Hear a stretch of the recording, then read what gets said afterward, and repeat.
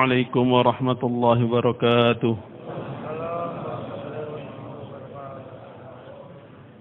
إن الحمد لله نحمده ونستعينه ونستغفره ونؤمن به ونتوكل عليه ونعوذ بالله من شرور أنفسنا من سيئات أعمالنا من يهد الله فلا مضل له ومن يضلل فلا هادي له أشهد أن لا إله إلا الله وحده لا شريك له وأشهد أن سيدنا مولانا محمدا عبده ورسوله لا نبي بعده وصلى الله تعالى عليه وعلى آله وصحبه وسلم تسليما كثيرا كثيرا. قال تعالى في كتابه الكريم من عمل صالحا من ذكر أو أنثى وهو مؤمن فلنحيينه حياة طيبة ولنجزينهم أجرهم بأحسن ما كانوا يعملون.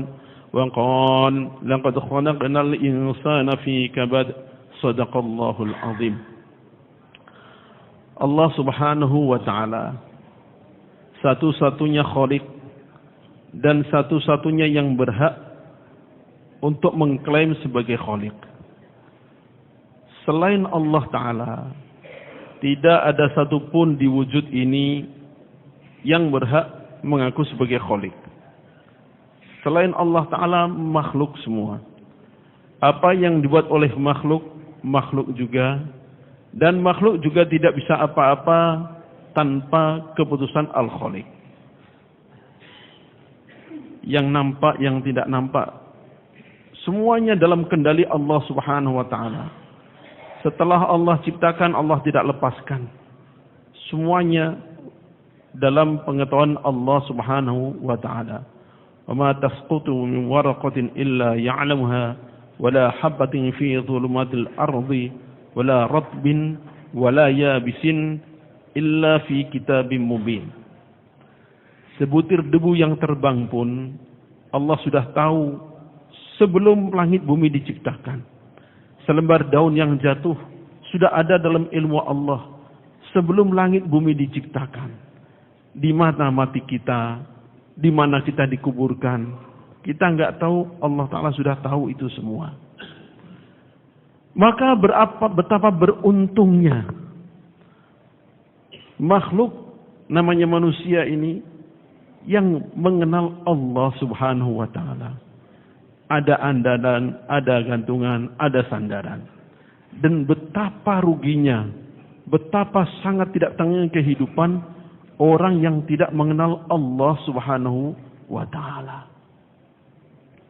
Wa man a'rada 'an dzikri fa inna lahu ma'isyatan dhanka. Itu di dunia. Wa nahsyuruhu yaumal qiyamati a'ma. Di dunia sudah dhanka. Dhanka itu gimana? Seperti kita masuk dalam satu celah. Bayangkan gua gitu. Kita masuk, kita mengira di sana ada jalan tembus. Ternyata makin kita berjalan, makin maju, makin sempit. Yakin akan ada jalan keluar, ternyata bukan jalan keluar, makin sempit. Itulah ma'isyatan dhanka. Dia bayangkan di sana nanti akan mendapatkan yang dia cari, ketenangan, kebahagiaan. Bukan itu yang didapatkan. Bagi siapa? Wa man a'rada 'an dzikri, orang yang berpaling dari peringatan Allah Subhanahu wa ta'ala. Siapapun dia, punya kerajaan atau pengangguran, punya perusahaan atau punya hutang, sama saja. Berpaling dari peringatan Allah, pasti kehidupan adalah ma'isyatan dhanka, walaupun raja sekalipun. Dalam Al-Quran sudah banyak contohnya. Nah, maka sebaliknya Allah Ta'ala berikan kemudahan semudah-mudahnya. Man 'amila salihan min zakarin aw unsa wa huwa mu'min falanuhyiyannahu hayatan thayyibah. Ini di dunia. Barang siapapun amila salihan, beramal soleh, min zakarin aw unsa, mau laki-laki mau perempuan, siapapun beramal soleh, wa huwa mu'min, dan dia beriman. Hanya dua syaratnya. Hanya amal soleh dan iman. Dan amal soleh ini Allah Ta'ala begitu luas, Allah Ta'ala buka. Amal soleh untuk orang yang sakit, beda amal soleh untuk orang yang sehat. Amal soleh untuk orang yang kaya, beda amal soleh untuk orang yang miskin. Amal soleh orang yang sedang sholat, beda dengan amal soleh orang yang sedang merawat orang sakit misalnya. Sehingga ulama katakan jalan menuju surga itu sebanyak lembar bulu di tubuh orang mukmin. Tidak ada begitu banyaknya. Asal amal itu untuk Allah, sesuai dengan aturan Allah, udah itu amal soleh. Hadirin rahimakumullah. Seorang Nabi Ayyub alaihi salatu wassalam, zahirnya beliau tidak sedekah, zahirnya tidak pergi haji, zahirnya tidak zakat, zahirnya tidak bisa puasa, zahirnya hanya diam saja. Zahirnya. Kalau orang hanya melihat fisik, maka mungkin akan berkomentar, amal soleh apa yang dikerjakan, cuma diam gitu aja, bantu orang enggak, ngantar jenazah enggak, nengok orang sakit enggak, diam doang, amal apaan? Tapi ternyata di zaman itu Allah Ta'ala sebutkan bahwa Nabi Ayub adalah ni'mal abd, sebaik-baik hamba adalah Nabi Ayub alaihissalatu wassalam. Zahirnya tidak melakukan apapun zahirnya, tapi di pandangan Allah itulah orang yang paling tinggi nilainya. Ni'mal abd, terbaik di zaman itu. Inna wajadnahu sabira, karena sabarnya tadi. Sehingga beliau pun telah mendapatkan kebahagiaan, telah mendapatkan hayatan thayyibah. Nah, kita sering kebingungan karena kita kadang-kadang membuat definisi hayatan thayyibah itu menurut versi kita, itu yang buat pusing itu. Nah, itu sholatnya benar, tapi kenapa tokonya nggak laris? Jadi menganggap hayatan thayyibah itu toko laris. Orang itu kan taat dia, nisabnya jalan 40 hari 4 bulan. Tapi kenapa pakainya nggak naik-naik lah? Akhirnya mau menganggap hayatan thayyibah adalah naik pangkat. Atau misalnya kita mengukur orang itu masya Allah warozut. Tapi kenapa rumahnya gitu aja saya kenal, nggak naik-naik, nggak pernah renovasi, nggak dibuat lantai 2. Gimana dia ini? Jadi salah semua. Karena salahnya mendefinisikan hayatan thayyibah. Kalau hayatan thayyibah seperti definisi kita seperti itu, maaf, ya apa bedanya kita dengan Qarun dan para penggemar Qarun, kan begitu? Fa kharaja ala qaumihi fi zinatihi. Terus qala alladziina yuriduna hayatad dunya ya walitana, gimana? Ma'akum innahu ladu hadzin 'adzim. Maka orang-orang begitu melihat Qarun pamer kekayaan, mereka berangan-angan, ya laitana uti ma Qarun. Alangkah baiknya kalau kita diberi seperti yang diberikan pada Qarun. Innahu ladzu hadzin 'adzim. Betul-betul dia itu orang yang sangat beruntung karena uangnya banyak, kan gitu. Berangan-angan bukan pengen punya persis Qarun, bukan. Mislama utiya Qarun, pengen dapat seperti yang diberikan pada Qarun. Apa? Bentuknya apa? Harta. Karena menganggap innahu ladzu hadzin 'adzim. Sehingga apa? Andaikan Qarun hidup zaman sekarang atau kita hidup zaman Qarun, nggak tahu kita ini ikut Nabi Musa atau ikut Qarun. Kalau kita nggak bisa membuat definisi yang tepat tentang hayatan thayyibah. Sehingga karena tidak mengerti tentang hayatan thayyibah, akhirnya lagu-lagu dengan amalnya sendiri. Saya keluar udah terjaga, nisab terjaga, 3 hari jalan. Kok hidup gini-gini aja? Gini-gini aja itu apa maksudnya? Tabungan nggak nambah-nambah. Pengen mobil ngiler nggak kebeli, pengen pindah rumah yang elit nggak dapat juga. Akhirnya ditinggalkan amal itu gara-gara salah memahami hayatan thayyibah. Sehingga begitu ditinggalkan amal itu, dia kaya raya. Benar ternyata. Dapat juga. Nah, untungnya di sini nggak ada, Pak. Ini cerita negeri lain, Pak, gitu. Sementara kata para ulama itu, Pak, kata Imam Ghazali rahmatullah alaih, orang-orang yang betul-betul cinta pada Allah dan akhirat, begitu dunia datang, apa kata mereka? Hadza dzambun ujilat uqubatuhu. Ini gara-gara dosa yang kita kerjakan akhirnya dipercepat siksanya. Uang jadi berdatangan. Loh, itu malah gitu. Itu bukan kata saya, kata Imam Ghazali. Hadza dzambun ujilat uqubatuhu. Ini dosa yang dipercepat siksanya, akhirnya uang berdatangan. Itu ulama di kata Imam Ghazali. Kalau asalnya itu pada kita, gimana kata kita? Masya Allah, nusratullah, bener dakwah ini berkah ini. Loh, kira-kira yang salah Imam Ghazali atau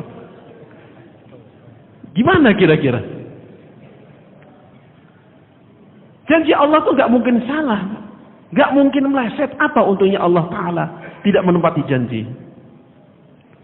Allah Ta'ala berjanji orang beriman, beramal soleh, falanuhyiyannahu hayatan thayyibah. Orang yang mendapatkan hayatan thayyibah tertinggi itu siapa? Dalam sejarah kemanusiaan siapa? Pasti para anbiya. Coba didata, Pak, para nabi yang jadi pejabat berapa orang?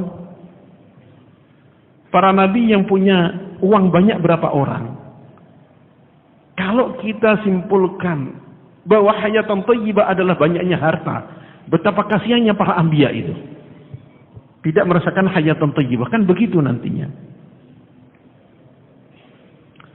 Makanya para ulama menjelaskan hayatan thayyibah itu gimana? Mengambil hadis Rasulullah sallallahu alaihi wasallam, qad aflaha man hudiya atau qad aflaha man aslama wa ruziqa kafafan wa qanna'ahu Allah bima atah, atau kama qala Rasulullah sallallahu alaihi wasallam. Betul-betul telah beruntung, telah sukses, telah bahagia. Siapa? Satu, dia dapat hidayah masuk Islam. Yang kedua, wa ruziqa kafafan, dikasih rezeki secukupnya. Wa qanna'ahu Allah. Ini yang ketiga, yang paling penting. Allah berikan sifat qanaah dalam hatinya.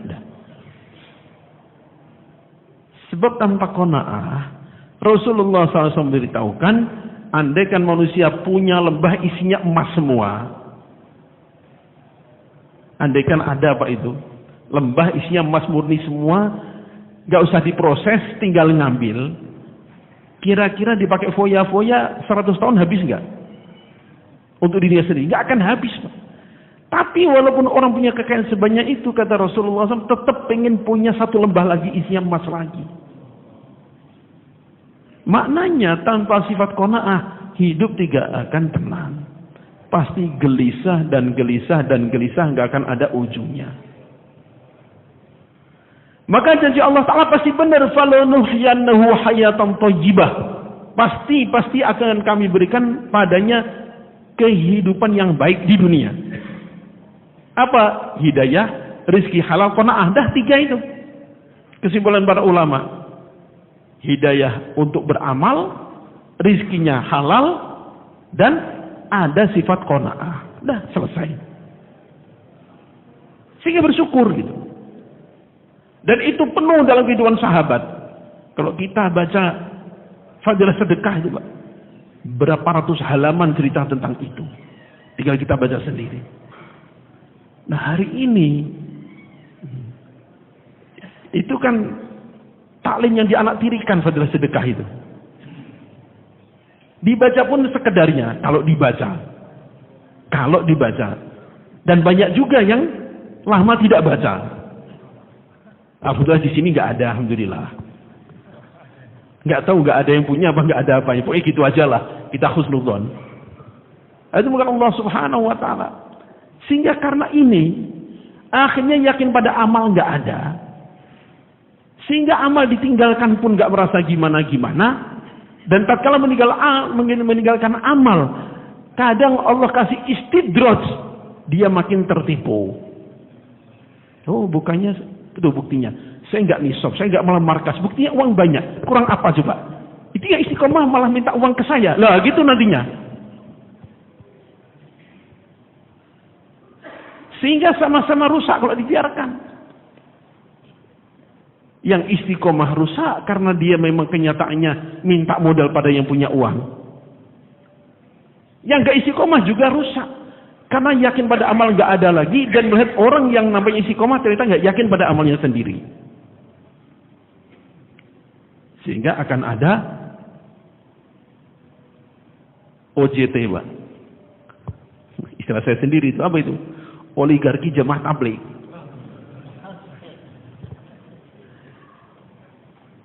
Jadi ikut musyawarah enggak, ikut mujahadah enggak, tapi jadi pengendali dari belakang karena dia pemodal. Mau takazah telepon, Pak. Barangkali ini udah. Ya tapi ya Pak Haji, ya Pak Haji, ya Pak Haji. Awas nanti buat keputusan jangan begini. Ya Pak Haji, insya Allah Pak Haji, ya Pak Haji, aman Pak Haji. Untungnya di sini nggak ada. Untungnya di sini nggak ada, Pak. Ini cerita di negara lain. Makanya dari awal kita kenal dakwah, ini judulnya adalah belajar yakin. Yakin itu dalam hati. Bukan yang nampak. Tapi yang ada dalam hati. Lalu Allah Subhanahu wa ta'ala. Yakin bisa di lisan, bisa di tulisan, bisa di pikiran. Tapi itu belum semua. Yang kita kejar adalah yakin dalam hati. Dan itulah ada syarat hayatan thayyibah. Dalam hati ada yakin, amalnya amal soleh, baru hayatan thayyibah dapat. Tapi kok yakinnya baru di lidah atau baru di pikiran, belum dalam hati, maka janji Allah Ta'ala belum terpenuhi syaratnya. Wa huwa mu'min, dan dia orang yang beriman. Orang zaman Rasulullah SAW saja bisa terkecoh. Qalatil a'rabu amanna. Orang-orang Badui mengaku sudah beriman. Qul lam tu'minu. Katakan kalian baru beriman. Walakin qulu aslamna. Tapi katakan kami sudah masuk Islam. Loh, masuk Islam ternyata juga bisa juga imannya belum diterima, belum diakui. Kenapa? Walamma yadkhulul imanu fi qulubikum, karena iman belum masuk dalam hati kalian. Maka usaha dakwah yang kita buat ini target utamanya. Masuknya iman dalam hati, makin naik makin sempurna, dan makin sempurnanya amal dalam diri kita. Itu targetnya. Sehingga Maulana Ibrahim Daud Barakatuh selalu dan sering dan berkali-kali ingat ya, target kita dalam tabligh itu bukan sekedar sempurnanya makomi dan intikoli, tapi sempurnanya agama dalam kehidupan kita. Ini sarana penting, sarana terbaik, tercepat, paling efektif, paling nyata untuk meningkatkan iman dan amal. Tapi jangan terhenti dapat sarana, hasil nggak dapat. Ya, dapat sarana, hasil nggak dapat. Ibaratnya Pak, ada sebuah kolam atau ada sebuah danau, di situ banyak ikan. Untuk dapat ikan banyak caranya. Ada dengan misalnya karena dia memang penyelam, nyelem, dikejar tangkepin satu-satu, bisa begitu. Ada dengan mancing, karena menghobi mancing mania, mancing dapat. Ada dengan praktis lagi, lempar jala. Hasilnya lebih banyak.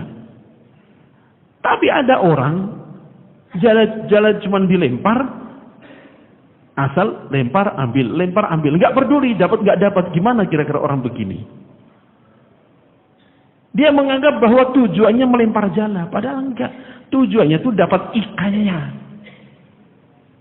Nah, kita dakwah, targetnya tuh bertambahnya iman amal dalam diri kita. 3 hari kita, 40 hari kita, makomi kita, intikoli kita, itu ibarat jala tadi. Ibarat jala tadi. Orang yang lempar jala, begitu ditarik, Yang dilihat bukan berapa lubang jalannya, berapa meter jalannya, tapi yang dilihat apanya? Berapa banyak ikannya. Nah, kita begitu juga. Amal makomi kita sempurnakan, intikoli kita sempurnakan. Jangan hanya terkecoh melihat angka makomi intikolinya itu. Iman amal soleh di saya bertambah berapa?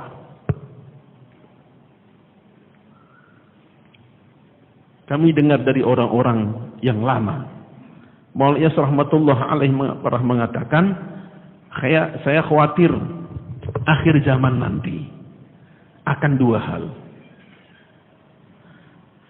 Pertama, karena mudahnya asbab sehingga dai tidak yakin lagi dengan pertolongan Allah. Yakinnya dengan asbab. Yang kedua, dakwah sedang stuck, dakwah sedang berhenti, tapi dia mengira dakwah sedang berjalan pesat. Maka ditanya, Maulana maksudnya gimana? Dakwah berhenti tapi dianggap pesat itu gimana? Orang melihat banyak orang keluar, banyak orang berkumpul, itu satu kemajuan dakwah. Padahal bukan itu. Kemajuan dakwah adalah tatkala dalam diri dai ada 6 sifat.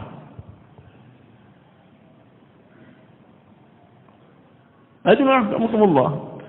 Sehingga apabila ini tidak kita tanamkan dalam hati kita tentang standar-standar keberhasilan dakwah, standar-standar keberhasilan makom intikoli kita, mudah kita kepleset. Bisa kepleset kayak tadi itu. Buktinya saya nggak istiqomah juga uang banyak. Ini gara-gara nggak istiqomah ya. Alhamdulillah banyak dapat proyek, uang lebih banyak saya. Bisa begitu. Atau misalnya bisa nggak yakin dengan cara dakwah yang benar, akhirnya, dakwahnya kenapa? Kumpul orang segini-segini aja. Tas sekarang nggak debat-debat. Udahlah cari yang mudah aja, yang banyak temannya. Cari yang banyak kawannya. Nggak peduli bener nggak bener hasil gimana, yang penting banyak kawan kumpul rame-rame. Kan bisa begitu nantinya. Itu lebih rame itu banyak orang, berarti itu yang bener, kan bisa begitu nantinya. Karena nggak tahu target dakwah itu apa. Menganggap bahwa dakwah itu kumpulnya banyak orang, rame orang kumpul-kumpul, heboh, itu berhasil. Nah, udah tertipu kalau begitu.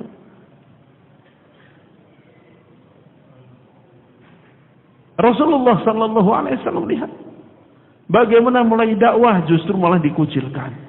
Yang asalnya temannya banyak gak punya teman, asalnya shadiqul amin malah sahirun kadzab. Andaikan Rasulullah SAW dakwahnya melihat hasil yang nampak, ya standar kita putus asa. Apa ini dakwah dikerjakan malah begini ini? Allah subhanahu wa ta'ala. Maka kita luruskan lagi pemahaman kita tentang target dakwah kita, tentang hayatan thayyibah tadi.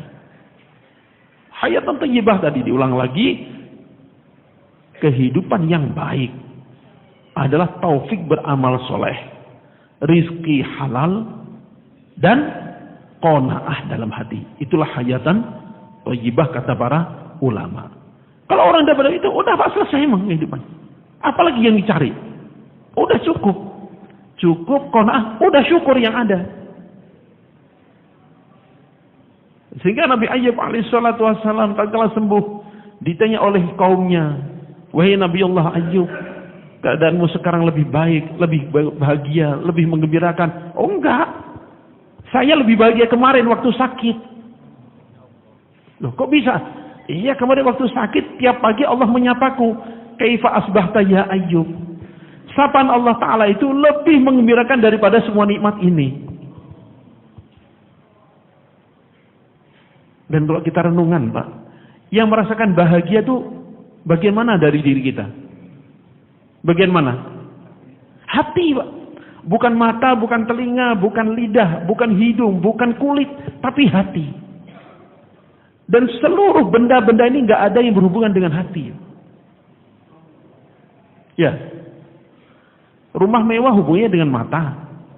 Sound system menggelegar hubungannya dengan telinga. Kuliner yang enak-enak hubungannya dengan lidah. Parfum yang mahal hubungannya dengan hidung.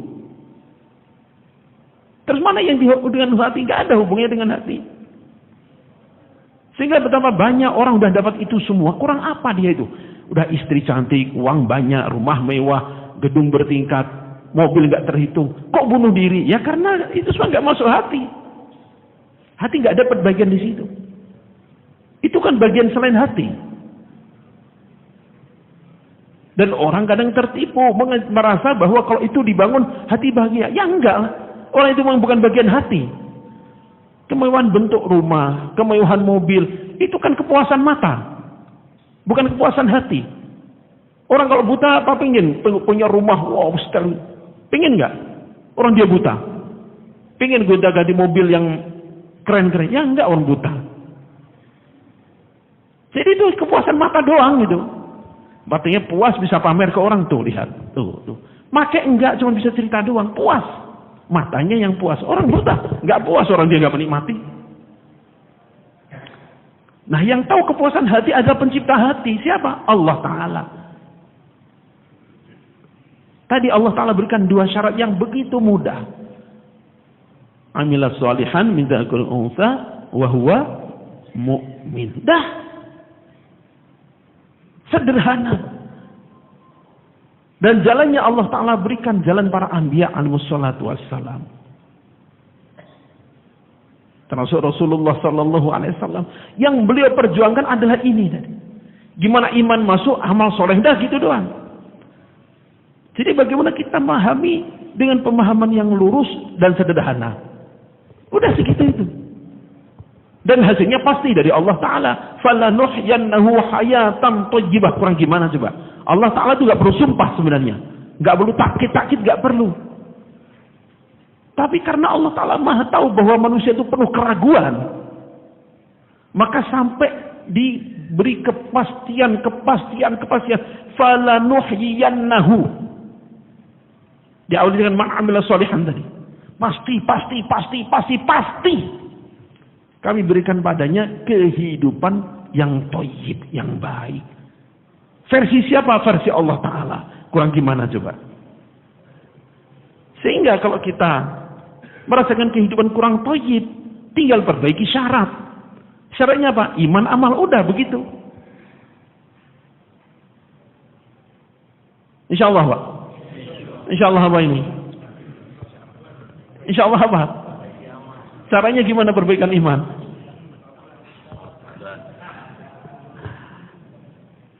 Lalu Allah Subhanahu wa Ta'ala. Sehingga Rasulullah SAW membimbing para sahabat. Dua ini. Iman, amal. Yang lain-lainnya itu hanya ya, pelengkap aja. Dan bagi para sahabat, itu bukan ukuran. Sahabat Abu Dzar radhiyallahu anhu. Subhanallah. Jadi betapa bahagianya kita punya Nabi makhluk paling sempurna. Allah Ta'ala kasih murid-murid yang berbeda-beda sehingga kita bisa mencontoh mereka. Sahabat Abu Dzar radhiyallahu an ini satu contoh yang mungkin ekstrim, Pak. Tapi ini contoh bagaimana kehidupan sahabat mereka, bagaimana memahami tentang kebahagiaan itu. Maaf, jangan ada yang tersinggung ya. Sahabat Abu Dzar radhiyallahu an itu punya pemahaman yang ekstrim tentang firman Allah. Walladzina yaknizuna adh-dhahaba wal fiddata wa la yunfiquna fi sabilillah fabashshirhum bi'adzabin alim. Orang nyimpan emas perak disimpan aja. Enggak diinfakkan habis-habis jalan Allah Ta'ala, kasih kabar gembira, adab yang pedih.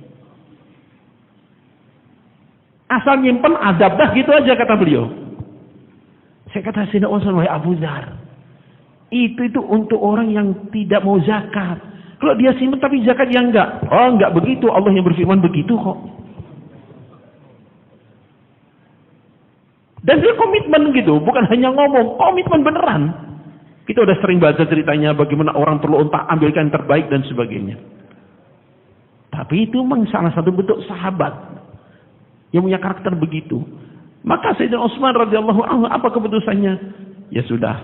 Supaya enggak membuat gaduh, silahkan ambil tempat yang tidak bersentuhan dengan umat secara umum. Karena ini beda dengan umumnya manusia. Udah nggak bisa kompromi, maka disiapkan tempat di Rabzah. Dan Rasulullah pernah beritahukan bahwa Abu Dzar, engkau datang sendirian. Engkau adalah orang yang diberi khazanah ilmu luar biasa, tapi tersimpan. Datang sendirian, mati sendirian, bangkit pun sendirian kau nanti. Sehingga tatkala beliau hampir meninggal dunia, beliau pesan pada istrinya, segera siapkan makanan, saya sudah mau mati, pasti nanti akan ada tamu. Tamu. Dari mana? Rasulullah ngasih tahu begitu. Rasulullah ngasih tahu begitu. Bahwa engkau akan mati di suatu tempat, nanti yang memandikan dan mengurus jenazahmu adalah laki-laki yang terbaik di zaman itu. Mana? Ini kita cuma 2 perempuan ini. Anak perempuan 1, istrinya 1, udah. Udah, kamu siapkan aja. Siapkan makanan. Nanti kalau saya mati pasti ada itu. Saking yakinnya pada janji Rasulullah SAW. Maka subhanallah, begitu beliau menjelang wafat, maka istrinya keluar dari kampung perkemahannya itu. Ya Allah, ini jalan kalau nggak musim haji, nggak mungkin orang lewat sini ini. Ini kan bukan jalan umum, jalan alternatif kalau bahasa kita. Yang mana mungkin ada manusia. Tapi suaminya nyuruh gitu, udah diam aja sih. Subhanallah, tahu-tahu ada rombongan. Maka beliau kibas-kibaskan kainnya itu. Itu ada orang kibas-kibas itu, apa itu? Mendekat dari seorang perempuan. Ada apa, Bu? Mau nggak mengurus jenazah suami saya? Emang gimana? Udah mau meninggal dunia. Mau meninggal dunia? Iya. Ya udah, ayo. Siapa suami ibu? Abu Dzar. Oh, kaget semua ya. Abu Dzar di sini ternyata. Nah ini, Masya Allah. Ini kalau nggak salah 13-15 orang. Begitu mau diurus, apa kata Abu Dzar radhiyallahu anhu? Nah ini saya bilang jangan ada yang tersinggung ya. Ini josnya Abu Dzar radhiyallahu anhu. Yang boleh ngimamin sholat jenazah saya dan boleh memandikan saya hanya orang-orang yang tidak punya kedudukan di pemerintah. Sementara sahabat Abdullah bin Mas'ud yang menjadi amirnya itu mufti dan punya kedudukan di pemerintah. Padahal pemerintah Sayyidina Utsman radhiyallahu anhu ini. Akhirnya dilihat kamu, loh saya kan tugas ini, saya kan tugas ini, kamu. Semuanya petugas pemerintah, Pak. Hanya satu orang Ansor masih muda. Saya nggak punya jabatan. Udah, kamu yang nalkin saya, kamu mandiin saya, kamu ngimamin jenazah saya nanti. Itu saking josnya sahabat Abu Dzar radhiyallahu an. Ini cerita bukan untuk kita targibkan, bukan. Maksudnya untuk memberikan pemahaman bahwa bagaimana para sahabat memahami kebahagiaan itu. Bukan banyaknya uang, bukan ketinggian kedudukan. Tapi ketaatan pada Allah, rezeki yang cukup dan qanaah. Sehingga muncul sahabat seperti Abu Dzar Al-Ghifari radhiyallahu anhu tadi. Dan itu adalah hasil didikan Rasulullah sallallahu alaihi wasallam. Dengan iman amal, terbentuklah manusia terbaik di zamannya. Para sahabat. Subhanallah. Sehingga orang lewat saja, mereka ingin punya kehidupan seperti kehidupan Ahlul Madinah. Sifat, ketaatan, keyakinan, semuanya udah top level pokoknya. Jangankan orang beriman, orang kafir diikat di Masjid Nabawi 3 hari. Usasah, pagi ditanya, kaifa asbahja ya Usasah, bagaimana kabarmu pagi ini? In taktul zadamin wa in tamdun ala syakirin. Kalau engkau bunuh saya, memang saya berhak untuk dibunuh. Saya banyak menghabisi nyawa orang Islam. Tapi kalau kau berikan saya kebebasan, aku ada orang yang berterima kasih. Besok tanya lagi, jawabnya gitu lagi. Besok tanya gitu lagi. Udah bebasin aja, bebasin. Begitu dibebaskan, mandi, masuk Islam. Lalu orang bertanya, kenapa baru sekarang, nggak dari kemarin-kemarin? Saya nggak mau kalau masuk Islam kemarin-kemarin, itu Islam muslihat. Islam supaya dibebaskan dari tawanan ini. Saya ingin tunjukkan masuk Islam saya itu betul-betul dari dalam hati saya. Lalu ditanya, kenapa sih kamu masuk Islam? Nah, ini masih menjelaskan ya. Saya ini nggak masuk Islam gimana? Saya ini kan musuh sahabat ini. Saya orang yang mencelakakan mereka. Saya tawanan mereka, mestinya saya ini dipenggal, disiksa sepuas-puasnya. Tapi saya lihat mereka punya roti dan kurma kering yang keras. Roti diberikan saya, kurma mereka makan. Mana mungkin saya bisa tahan gak masuk Islam? Itu sahabat itu saya kayak gitu, gak kebayang Mbak, kita gak kebayang. Pernah ada orang sampai kayak gitu indahnya akhlaknya. Ya, jangankan kepada sama sahabat. Ketawanan kayak gitu ikromnya. Ketawanan itu benar. Jadi memang sifat dendam, permusuhan, kebencian tuh seolah dihapus dari hati. Sampai pada tawanan yang itu adalah musuhnya kayak gitu baiknya. Nah itu yang menjadi target kita juga. Bagaimana saya keluar makomi, intikoli, khidmat, dakwah, ta'lim, zikir. Kita punya sifat itu. Siapa? Insya Allah apa ini? Sayyidina Rasulullah Sallallahu Alaihi Wasallam saking kasih sayangnya, jangankan kepada sesama sahabat pejuang, ya. Satu orang anak kecil namanya Abu Umair. Zaman dulu Pak, mainan tuh belum ada, mainan remote, mainan robot itu belum ada. Kalau mau mainan apa? Nangkep burung. Nangkep burung dikandangin itu jadi mainannya. Satu ketika burung yang jadi mainan ini mati. Ya. Burung yang jadi mainan Abu Umair, ya. Anaknya Ummu Sulaim, anaknya Abu Talhah ini radhiyallahu an, ini mati, meninggal dunia, Pak. Burung mainan ini meninggal dunia. Subhanallah, Rasulullah takziah, Pak. Kebayang Pak akhlaknya Nabi itu kayak apa? Anak kecil punya mainan rusak lah kalau zaman sekarang. Sedih. Itu Rasulullah ikut berduka cita.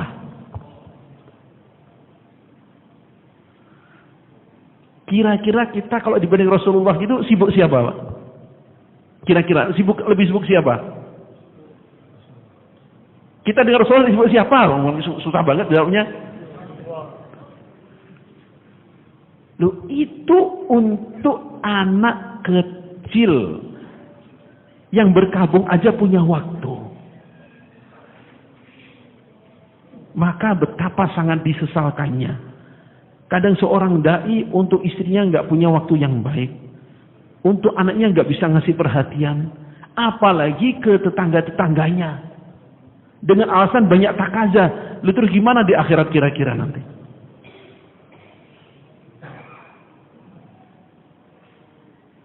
Sehingga itu yang disediakan oleh para ulama pembimbing kita.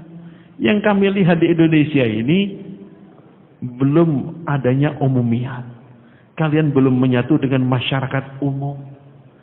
Seolah-olah jadi kelompok tersendiri. Ngobrol dengan sama Karkun. Pergi hanya ke rumah Karkun. Itu pun kadang-kadang hanya untuk takaza. Karkun keadaannya gimana, rumahnya gimana, gak peduli. Yang penting target, gas, berangkat. Para sahabat gak begitu. Ada temannya di rumahnya uangnya kurang. Makanan nggak ada, dikirimin kepala kambing. Saya rasa itu lagi kehabisan makanan. Udah untuk saya, untuk dia aja. Muter sampai 7 rumah. Maknanya apa? Begitu perhatiannya. Nah kita dengan dakwah, makanya ada tarbiyah berupa khidmat, tarbiyah zikir dan sebagainya untuk menumbuhkan itu. Zaman dulu ada seorang raja, makmum, sholat di masjid jami. Imamnya lupa. Hari kedua imamnya lupa lagi. Maka apa yang dilakukan raja? Langsung kirim 2 karung gandum ke rumah imam tadi. Imamnya kaget dong. Tuan kenapa? Kok kirim gandum ini? Feeling saya karena kamu mikir di rumah gak ada gandum sehingga kamu ngimamin pun lupa. Benar tuh.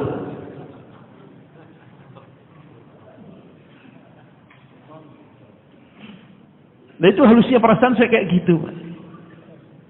Nah kita ini kan dakwah sama-sama lemah. Kalau kita nggak saling berpegangan, jatuh semua. Seperti berjalan di jalan yang licin. Biar gak jatuh pegangan gitu.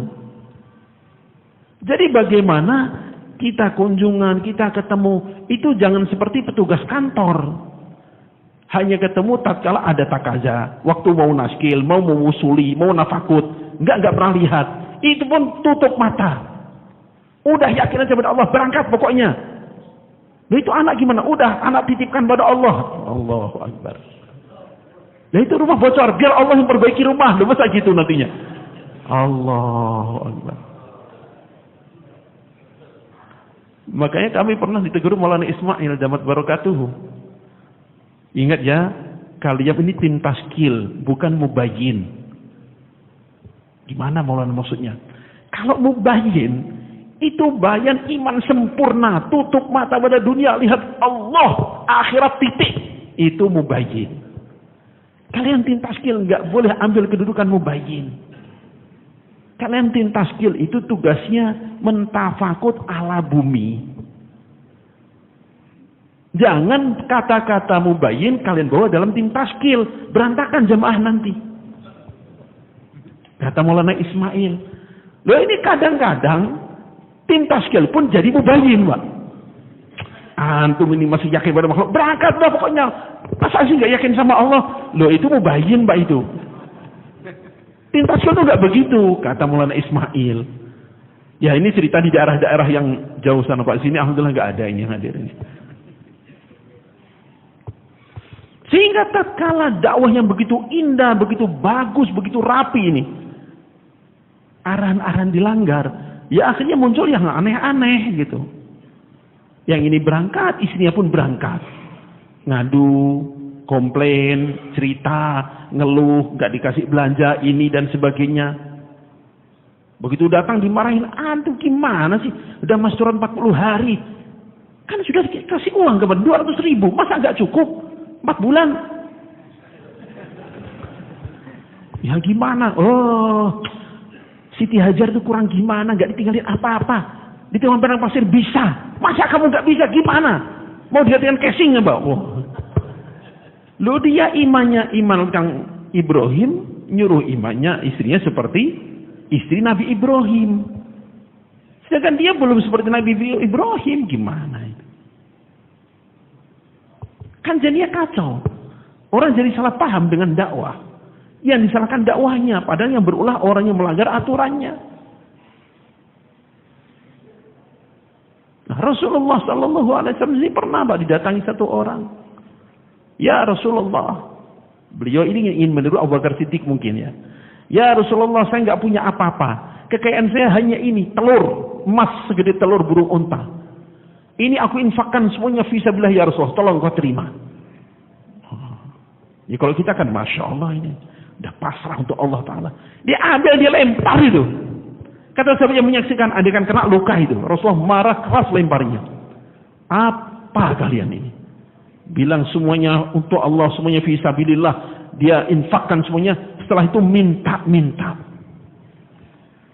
Jadi zahirnya sama Pak, sahabat Abu Bakar menyerahkan semuanya, dipuji oleh Rasulullah SAW. Ya ini nyerahkan semuanya, Rasul tahu ini jos-josan ini. Dipaksakan, yakinnya belum sampai, dikembalikan, dilempar oleh Rasulullah Sallallahu Alaihi Wasallam. Nah itu tim taskil itu tugasnya ngukur itu, Pak. Menakar itu, makanya ada 5 tafakut itu. Gimana orang mau berangkat, dicek kesehatannya, gimana pekerjaannya, malnya, amwalnya, keluarganya, itu disiapkan semuanya. Lu katanya belajar yakin. Iya, belajar yakin itu disiapkan. Walau aradul khuruja la'addu lahu 'uddah. Andaikan mereka mau khuruj, itulah mereka akan buat persiapan. Sehingga bagaimana dakwah yang indah betul-betul indah. Betul-betul terjaga keindahannya. Kami dengar dari orang-orang yang sudah lama-lama itu. Maulana Umar rahmatullah alaih. Kalau beliau duduk di tim taskil bagian tafakut, misalnya ada orang datang, Maulana saya mau keluar. Mana negeri jauh? Tafakut berapa? $5.000. Oh ya silakan. Mana uangnya? Ini ada 2.000. Yang 3.000? Gampang nanti minta pada Allah. Gampang nanti minta pada Allah. Benar minta pada Allah. Ya benar Maulana. Caranya gimana? Sholat pasti Allah turunkan. Yakin saya. Ya udah, kalau emang kamu yakin, sholatnya jangan nanti, sholatnya sekarang aja. Kamu sekarang sholat minta $3.000 lagi ya. Bawa sini baru kami berangkatkan. Kan Allah yang nanti juga Allah yang sekarang, apa bedanya? Kalau nanti Allah bisa ngasih, apa soalnya Allah ngasih sekarang? Buktikan bahwa itu Allah ngasih. Kamu sekarang itu ada tempat kamu sholat. Minta 3.000 sekarang. Bawa sini baru kami berangkatkan. Nah itu begitu, aku tuh begitu gitu. Nah ini karena tim taskil, tim tafakut, multitasking sebagai mubayyin, orang nggak bisa malah dipaksa bisa, nggak layak dipaksakan layak ya, akhirnya begitu. Berangkat, selesai, tertunai, tapi kualitas nggak meningkat. Karena yang semestinya berangkat dengan keyakinan pada Allah, bi amwalikum wa anfusikum, di tengah jalan sudah ngelirik harta orang. Ngelirik nggak dapat, minta. Ya udah, wassalam. Lagi fisabilillah saja mengharap meminta pada makhluk, apalagi tatkala di rumah apa jadinya? Nah, untungnya ini nggak ada di sini, untungnya nggak ada di sini. Ini cerita di negeri lain, Pak. Maka bagaimana dakwah yang begini indah ini kita jaga, Pak. Kita jaga keindahannya. Hasilnya itu luar biasa. Kalau dikerjakan, masya Allah. Bagaimana Maulana Usman ceritakan di Bopal ada namanya Haji Said. Haji Said ini udah sangat tua. Datang pada Maulana Ilmu Hasan. Maulana, saya kayaknya udah mau mati ini. Tolong dengarkan kalimat thayyibah saya, bener enggak? Maka baca la ilaha illallah Muhammadur Rasulullah. Udah ada bener. Masih belum puas. Datang ke Maulana Ubaidullah. Tolong dengarkan kalimat saya, bener enggak? La ilaha illallah Muhammadur Rasulullah. Udah ada bener, enggak ada masalah. Ya udah, tenang saya. Semoga jadi bekal mati saya. Soalnya kayaknya udah mau mati ini. Dah pulang. Kurang lebih 2 pekan kemudian meninggal dunia. Begitu meninggal dunia, apa yang terjadi? Jenazah diusung. Itu anak-anak muda teriak, Pak. Haji Said, kau tinggalkan kami, siapa bimbing kami? Karena beberapa hari sebelumnya, sebulan sebelumnya, beliau jadi amir jamaah 10 hari mantan-mantan preman. Ini orang tua bisa dekat dengan anak muda. Dan lebih ajib lagi apa? Hari kematian Haji Said itu, seluruh Bopal berduka cita sampai nggak sempat masak. Yang Muslim, yang Hindu, semuanya sedih dengan kematian Haji Said. Maksudnya, jangan sampai kita ini jago kandang. Hanya nampak kiprahnya, nampak pengorbanannya di kalangan sekumpulan kecil umat Islam namanya Karkun. Di luar kita nothing. Nggak punya prestasi apa-apa, nggak punya sumbangsi apa-apa, nggak punya kebaikan apa-apa pada orang. Na'udzubillah min dzalik. Maksud dakwah nggak begitu. Rahmatan lil alamin. Itu Haji Said contoh aja. Sahabat dah pasti itu. Ini orang zaman sekarang. Kok bisa gitu? Ya prosesnya ini sama yang kita kerjakan ini. Nggak ada tambahan. Intikoli dengan benar, makum dengan benar, tertib yang benar, niat benar, hasilnya begitu itu. Begitu dicintainya sampai orang Hindu pun begitu. Kan ada hadisnya itu. Tatkala Allah Ta'ala cinta pada seorang hambanya, maka Allah akan panggil Jibril alaihissalatu wassalam. Wahai Jibril, aku cinta pada hambaku Fulan, cintai dia. Maka Jibril mencintai Fulan. Dia akan umumkan pada penduduk langit, wahai penduduk langit, Allah cinta pada Fulan, kalian cintai Fulan itu. Maka seluruh penduduk langit cinta pada Fulan itu. Dan karena semuanya sudah cinta, maka Allah Ta'ala wada'u lahul qabul. Allah Ta'ala letakkan rasa cinta di hati penduduk bumi pada orang itu. Maksudnya, dengan dakwah ini, bagaimana kita makin diterima Allah, makin dicintai oleh Allah, karena iman dan amal makin benar. Jadi jangan pernah menganggap penilaian manusia itulah final. Udah diakui sebagai jumidar, sebagai penanggung jawab, sebagai syuro, lalu puas. Apa itu? Nggak ada artinya itu, Pak. Nggak ada artinya. Ditanya di kubur bukan itu, kamu jumidar bukan. Kamu syuro bukan, enggak, bukan itu. Marrobuka yang ditanya itu. Madinuka itu yang ditanya. Madza taqulu fi hadzal rajul ladzi bu'itsa fikum, itu yang ditanya.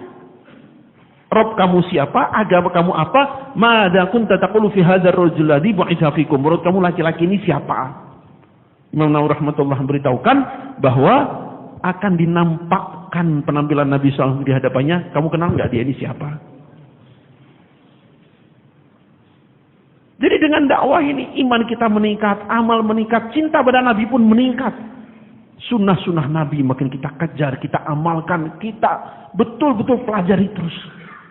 Tidak ada kata namanya udah puas, nggak ada. Sehingga dengan demikian tiap kali kita berangkat kita akan merasa saya baru belajar. Mufti Zainal Abidin rahmatullah alaih katakan, saya ke Rewin ini 1000 kali lebih. Dan tiap saya datang selalu mendapat pelajaran baru. Kenapa begitu? Setiap saya datang saya niat belajar. Mufti Zainal Abidin, baik. Yang alimnya nggak diragukan lagi, solehnya nggak diragukan lagi, takwanya nggak diragukan lagi, itu setiap datang ke Rewin niatnya belajar.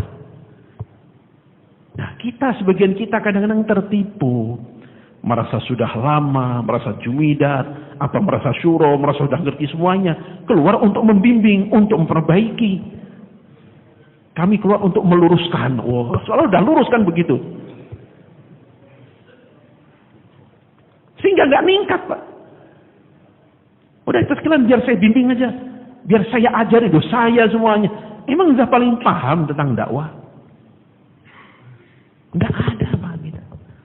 Maliyah rahmatullah dikatakan, sirah Nabawi saya baca, saya mutalaah segitu banyaknya, yang saya pahami dakwah Nabi baru 1/1000-nya. Kata Maliyah itu, yang saya pahami baru berapa? 1/1000. Kata siapa ini? Maulana Ilyas rahmatullah alaih merasa baru paham 1/1000-nya. Nah, kita kalau dengan Maulana Ilyas kira-kira kepahamannya tinggi siapa, Pak? Makanya kadang-kadang Allah takjub gitu. Datang jauh-jauh dari daerah ke acara namanya musyawarah, begitu ada pengarahan nggak didengarkan. Malah pergi kemana, acara apa lagi itu, ngumpul di mana. Apa karena sudah dianggap penanggung jawab daerah sudah sangat paham sehingga nggak perlu pengarahan lagi gitu. Saya juga nggak ngerti itu. Tapi alhamdulillah di sini nggak ada gitu, di sini nggak ada. Di tempat lain ada kadang-kadang gitu. Judinya datang ke acara musyawarah judulnya. Tapi begitu pengarahan, karguzari dan sebagainya, nongkrong di belakang, entah pergi kemana buat acara apa, janji sama siapa, paling juga gitu. Ajib gitu. Begitu tingginya kepahamannya sehingga nggak perlu lagi pengarahan. Mufti Zainal Abidin rahmatullah alaih tiap datang ke Rewin bilang saya mau belajar. Allah kasih ilmu. Sebab tatkala orang mengatakan qad alimtu, aku sudah tahu, itulah awal kejahilan.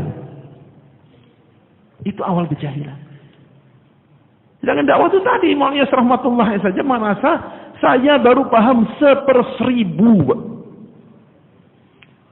Terus kata beliau lanjutannya apa? Yang 1/1000 ini saya sampaikan pada kalian baru 1/1000-nya juga. Itu pun kalian nggak paham, kata beliau pada murid-muridnya. Apalagi saya. Apalagi kita. Lalu gimana kita merasa sudah paling ngerti, paling paham, sehingga tatkala ada pengarahan nggak perlu dengar, nggak perlu paling gitu-gitu aja. Loh, paling gitu-gitu aja emang udah paham berapa persen gitu. Gurunya Rasulullah SAW, muridnya para sahabat 23 tahun, Pak itu. Dibimbing malaikat Jibril aja 23 tahun. Loh, saya kan sudah lama, ya sudah lama-lamanya. Tapi paling mentok juga 4 bulan tiap tahun. Nggak seumur hidup. Kalau para sahabat kan betul seumur hidupnya untuk Allah dan Rasulnya. Udah. Itu waktunya 23 tahun, apalagi kita. Maka kita jangan pernah merasa puas, merasa sudah ngerti, merasa paling paham. Itu sejak awal kejahilan. Insyaallah Pak ya? Insyaallah apa ini? Insyaallah apa ini? Insya Allah punya perasaan saya tidak tahu apa-apa. Kalau kita merasa begitu, Allah yang buka nanti. Rasulullah berikan, innama ana qasim wallahu yu'ti. Aku hanya bagian yang ngasih ilmu siapa? Allah. Yang ngasih ilmu itu Allah. Yang ngasih ilmu bukan yang bayan, yang ngasih ilmu bukan yang ngasih mudzakarah, bukan. Yang ngasih ilmu siapa? Allah. Tatkala ada kesungguhan, Allah yang bimbing, Pak. Asalkan ada kesungguhan. Kisah Salman radhiyallahu anhu kurang gimana jelasnya? Beliau siapa? Beliau di mana? Bahasanya bahasa apa? Tinggal di Persia. Umur udah tua. Tiap ketemu pendeta belajar kasih tahu. Saya kayaknya udah mati. Kalau saya mati pindah ke pendeta sana. Pindah lagi. Sampai akhirnya saya ke Damaskus. Kata pendeta ini, kayaknya kalau saya mati nggak ada lagi yang bisa ngajarkan. Lah, terus gimana nasib saya? Sudah tiba nampaknya Nabi akhir zaman. Nabi akhir zaman. Di mana? Siapa? Gimana itu? Pokoknya tandanya dia akan berpindah ke tempat yang banyak kurmanya. Maknanya zaman itu, Pak, mungkin kurma itu hanya ada di Madinah. Kalau sekarang kan sudah di mana-mana. Zaman itu mungkin kurma itu hanya ada di Madinah, makanya jadi tanda gitu.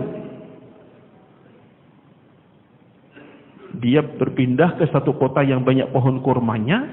Dia makan hadiah, nggak makan sedekah. Di antara tulang belikatnya ada tanda kenabian. Zaman itu kan nggak ada informasi lain, Pak. Buku nggak ada, HP nggak ada, digital nggak ada, internet nggak ada, Google Map nggak ada, apalagi AI belum ada. Tapi kesungguhan yang ada gitu. Wahbi ilaihi man yunib. Karena ada kesungguhan Allah bimbing. Nah sekarang segalanya ada, nggak ada kesungguhan ya Allah nggak kasih gitu. Pranata ada semua, perlengkapan dah lengkap, buku seabad-abad, mudzakarah, rekaman, numpuk Pak kalau disatukan itu. Tapi kembalinya pada kemauan dan kesungguhan. Sehingga ya beliau dah jalan aja pokoknya. Nah itu buktinya. Jalan nggak tahu Madinah, nggak tahu tempat pohon kurma banyak itu di mana. Asal jalan aja, tapi dengan kesungguhan Allah tahu. Maka Allah bimbing karena ada kesungguhan tadi. Berjalan. Ada orang ikut, malah ditipu. Dijadikan budak, dijual. Proses yang menyakitkan, Mbak. Dan itu bukan di luar pengetahuan Allah. Allah tahu itu. Allah biarkan ada proses menyakitkan begini. Bahwa itulah perjuangan. Dijual, akhirnya dibeli orang Yahudi, dibawa ke Madinah. Ini kota penuh kurma. Kayaknya ini deh tempatnya ada.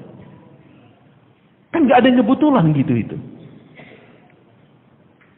Sampai suatu ketika beliau lagi naik pohon kurma, temannya Yahudi tadi kedatangan teman lainnya lagi. Waduh, cilaka. Kenapa? Itu yang ngaku Nabi dari Mekah pindah ke kita. Yang benar iya itu baru datang itu. Itu baru datang orangnya. Pindah ke sini coba. Saking gembiranya langsung dia meluncur dari pohon tuh, turun ke bawah. Benar itu. Mana orangnya? Kamu siapa ngapain ngurus itu? Naik sana. Saking gembiranya saya lupa kalau beliau itu budak. Dan ini musuhnya Rasulullah. Saking gembiranya. Maka beliau tunggu keadaan yang tepat. Ringkas cerita diselidiki semuanya udah pas. Sampai dibukakan khatamun nubuwah, melihat tanda kenabian, masuk Islam. Kuncinya dari apa? Kesungguhan.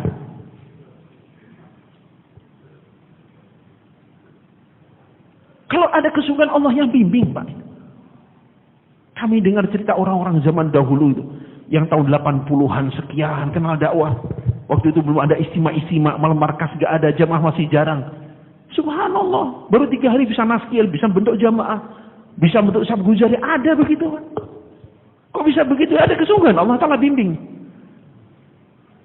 Sementara karena kurang kesungguhan, tiap 4 bulan diundang musyawarah, mudzakarah, saya berbusa-busa. Saya pusing yang mudzakarah. Pulang gak maju-maju. Kerja gak tingkat-tingkat. Kenapa itu? Kenapa kira-kira? Kurang apa? Ya udah itu jawabannya. Itu aja jawabannya. Karena kurang kesungguhan, ya Allah Ta'ala nggak bimbing. Yang ada hanya buntu aja. Ya gimana, mau ini nggak bisa, ini nggak bisa, ini nggak ada. Udah jalan tuh buntu semua. Karena nggak ada kesungguhan. Begitu ada kesungguhan seperti sahabat Salman Al-Farisi radhiyallahu an. Nampaknya pahit, nampaknya menyakitkan. Tapi itu udah jalan mendekati yang dicari. Makanya syarat hidayah.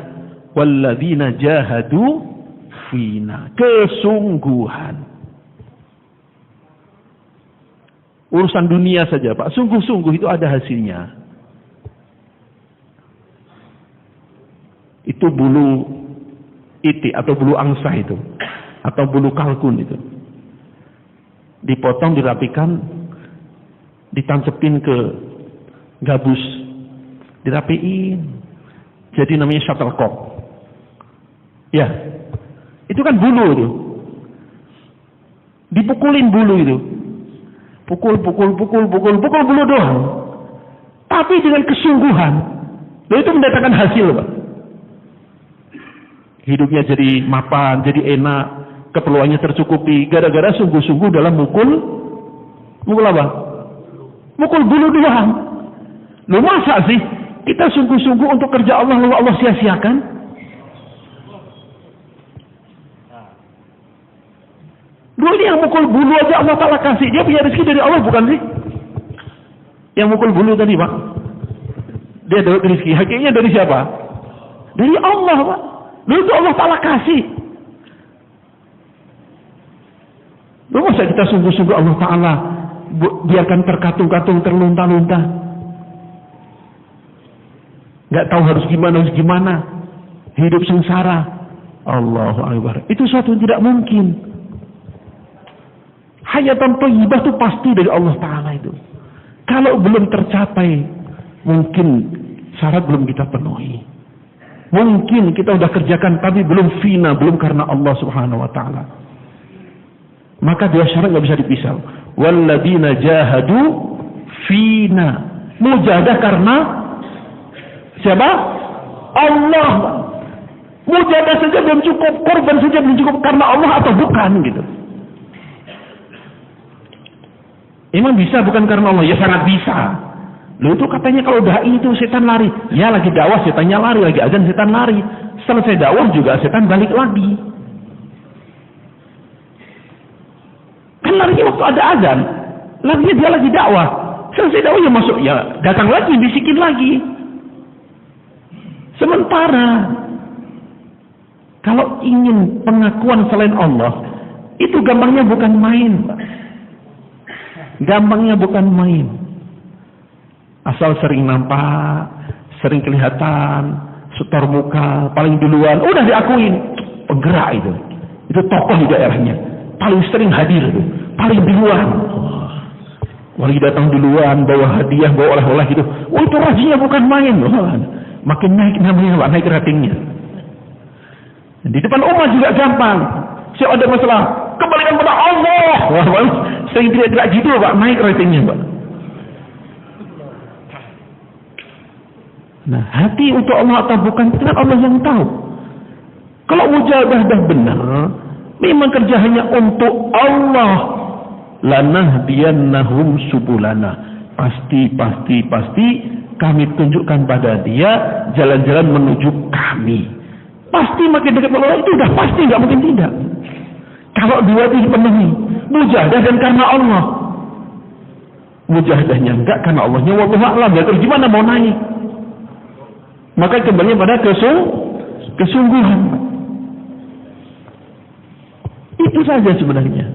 Sehingga Maulana Al-Muhasab rahmatullah alaih pernah menyampaikan, kami dengar, andaikan umat ini untuk keperluan-keperluan pribadinya hanya dia gunakan uang itu seperlunya keperluan, nggak ada azan negeri jauh yang nggak tertunai. Keperluan seperlunya. Untuk pakaian kita perlu berapa, Pak? Sebenarnya perlu berapa untuk pakaian itu? Kalau kita keluar bawa berapa? 2-3 unta, itulah keperluan kita sebenarnya. Kenyataannya kita beli baju tatkala baju kita habis atau tatkala mau? Tatkala mau atau tatkala perlu? Tatkala mau. Baru baju. Belum lagi makanan.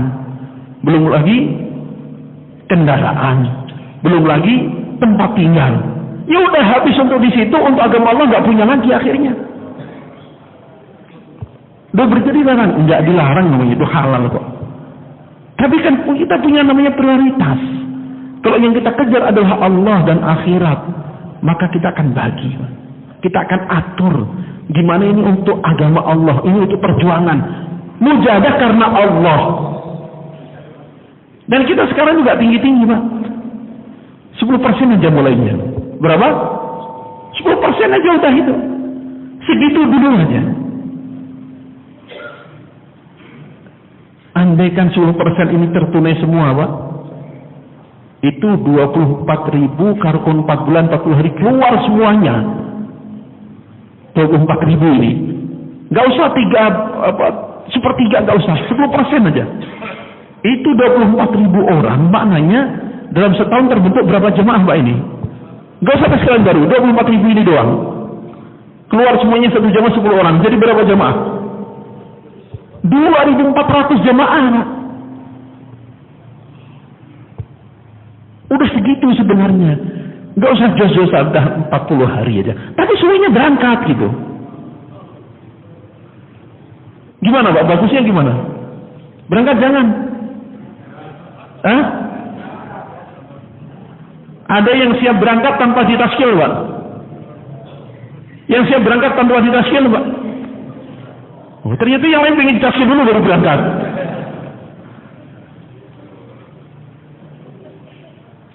Jadi kita ini mengejar di akhirat apa? Man tashabbaha biqaumin fahuwa minhum. Kita ingin tasyabuh dengan para sahabat. Nah, kata ulama, minimnya tasyabuh ya 10% itu. Ya, minimnya tasyabuh, minimnya kemiripan ya 10% itu minimnya. Biar mirip sahabat. Kalau kurang dari itu ya nggak tahu mirip apanya nanti. Orang mirip kan ada poin-poin kemiripan, Pak.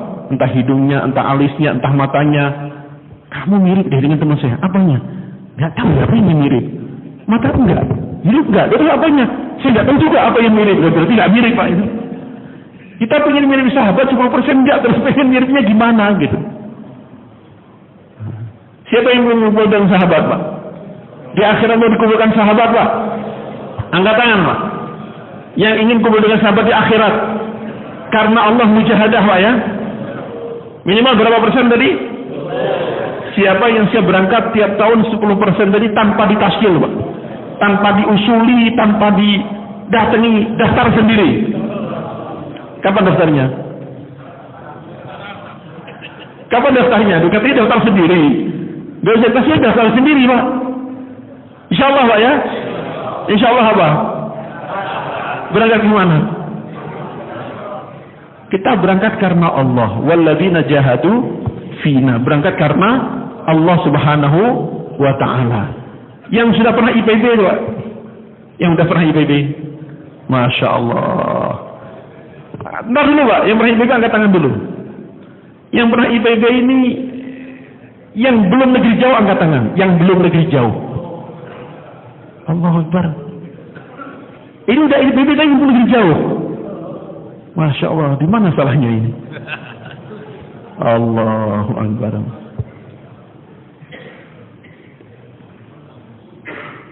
Yang belum pernah jalan kaki 4 bulan ada, Pak? Kita jujur aja, yang belum pernah 4 bulan jalan kaki. Allah, masih ada juga ternyata. Ya Alhamdulillah jujur gitu. Berangkat, Pak ya? Nah, insya Allah berangkat apa ini? Kapan berangkatnya? Sepanjang itu sebelum mati atau setelah mati? Sebelum mati, setelah mati. Mana tim taskilnya? Gak ada tim taskil ini.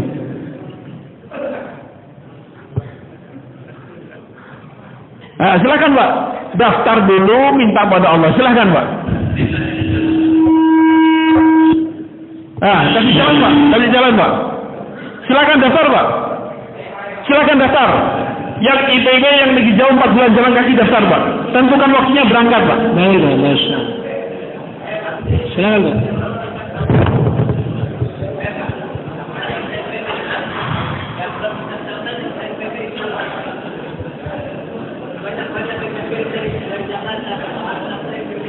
Silakan Pak, silakan Pak.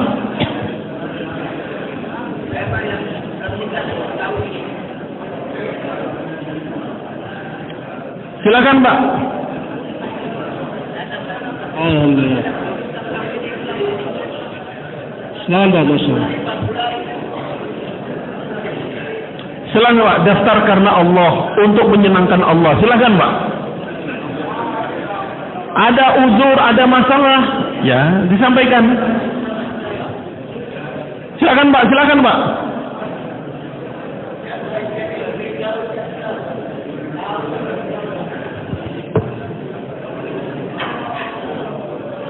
Empat bulan Pak, Masya. Silakan Pak, silakan.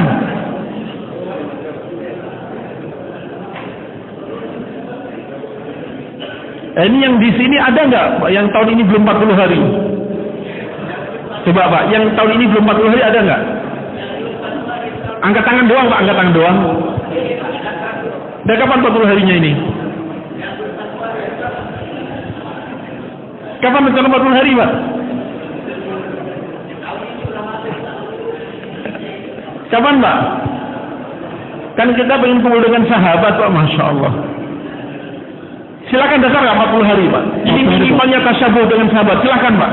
4 hari Pak. Silakan Pak, daftar 40 hari. Minimalnya ini. Silakan Pak. Daftar, tentukan waktunya. Silakan Pak. Kan tadi judulnya gitu, siap daftar tanpa ditaskil. Silakan Pak, keluar tanpa ditaskil, tanpa diusuli Pak. Berangkat sendiri dengan kesadaran. Karena Allah.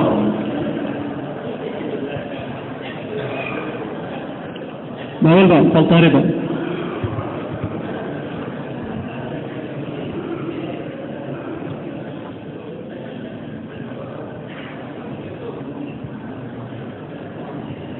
Silakan Pak, 4 hari. Ya, semoga Allah Ta'ala terima kita semuanya. Subhanakallahumma bihamdika asyhadu an la ilaha illa anta astaghfiruka wa atubu ilaik. Subhana rabbika rabbil izzati amma yasifun wa salamun alal mursalin. Assalamualaikum warahmatullahi wabarakatuh.